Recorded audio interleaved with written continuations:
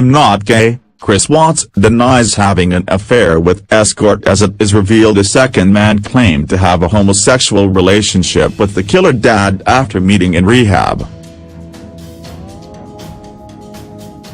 The Colorado dad, serving 3 life sentences for the murders of his pregnant wife and their 2 daughters, has denied claims that he engaged in homosexual activities with another man.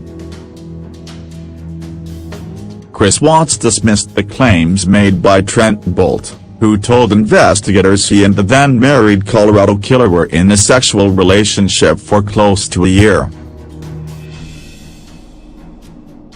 At the same time, it was also revealed that a second man had claimed he too had a sexual relationship with Watts after the two met in rehab.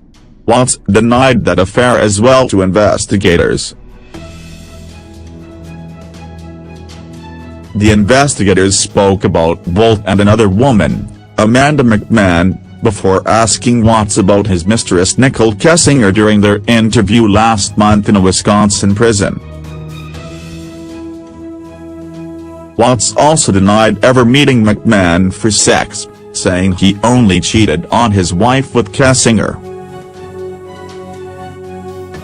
Watts strangled his pregnant wife Shane and Watts in their bed before driving her body and their 2 daughters, 4-year-old Bella and 3-year-old Celeste, to a worksite where he smothered the girls with a blanket.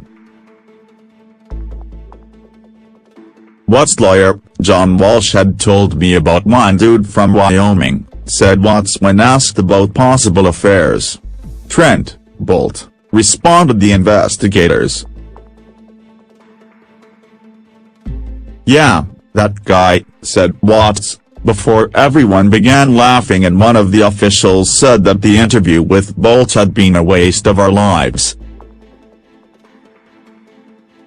That official then explained, however, that no one was trying to jam up or judge Watts before asking again if he had ever been with Bolte. "I've never been with a guy," said Watts. When asked if he had ever been with a man, wanted to be with a man or fantasized about being with a man, Watts responded no. He then stated, "Apparently he told them I met him through a rehab center." That is when CBI agent Tammy Lear responded, "No, that was another guy." Bolte meanwhile is standing by his story as of earlier this month, when he lashed out at his detractors on Twitter. "I didn't know he was gonna murder his family when I was with him," he wrote to One, before going silent last week. Bolte sat down with agents on August 29 and detailed how Watts first reached out to him on the MessageMe app, saying that the father complimented him on his picture and his lips. He told the agents that Watts had a photo of the mountains on his profile and said that he was straight, prompting Bolte to ask why he was messaging a gay man.